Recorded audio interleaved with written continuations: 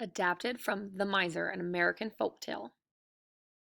A wealthy but stingy man lived in a big city many long years ago. He rarely spent money, and certainly not on others. He wanted to hold on to his wealth at all cost. He was so miserly, he had no friends. He believed that time, like money, was far too valuable to waste on others. In truth, he was a lonely and unhappy, and deep in his heart, which was a cold, hard stone, he wanted to change his ways. One day, a poor family moved into the man's neighborhood, and he decided to befriend them. I'll give them a gift, the miser thought. A fine gift indeed, but I'm not sure I've ever given one. What kind of gift does one give, I wonder? While the miser thought about his dilemma, he decided to visit the family. On that visit, he found that the family had three little girls. Upon seeing the girls, the man's cold heart started to melt just a little. He bent down to speak. I'd like to give each of you a gift, the man started, looking at each girl in the eye in turn. But you'll have to tell me what you'd like. Candy! Cried the youngest daughter. Cookies! Offered the middle child. Cake! Declared the oldest. At the last suggestion, the miser brightened. Cake it shall be, he shouted, and it will be the finest cake that money can buy. With the parents' permission, the three little girls trekked with their neighbor to the most expensive bakery in town. The baker had just finished decorating a magnificent chocolate cake, 4 layers high and covered in thick white frosting. The girls' eyes widened upon spying the confection. Its sweet, thick scent wafted to their noses and wrapped them each in its warm arms. They agreed that the cake was the most wonderful dessert in existence. By the time the miser approached the counter, the girls' mouths had started to water.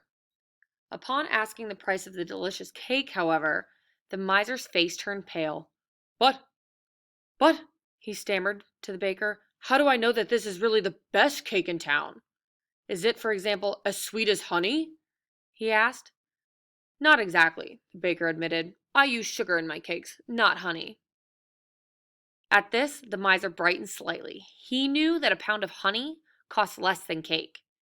Taking a slow, deep breath, he turned and said, But we only want the best and nothing less.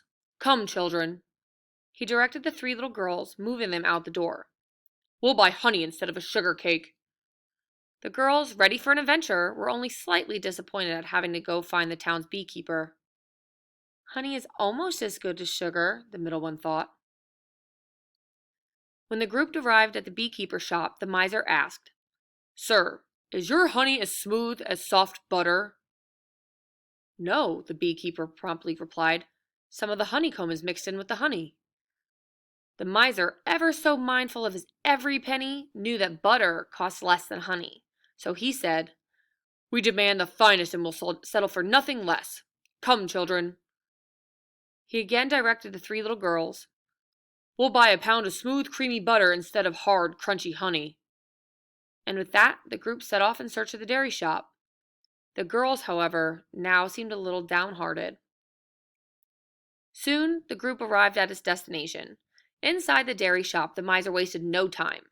Excuse me, sir, he politely addressed the shop owner. Is your butter as golden as the juice of a ripe orange?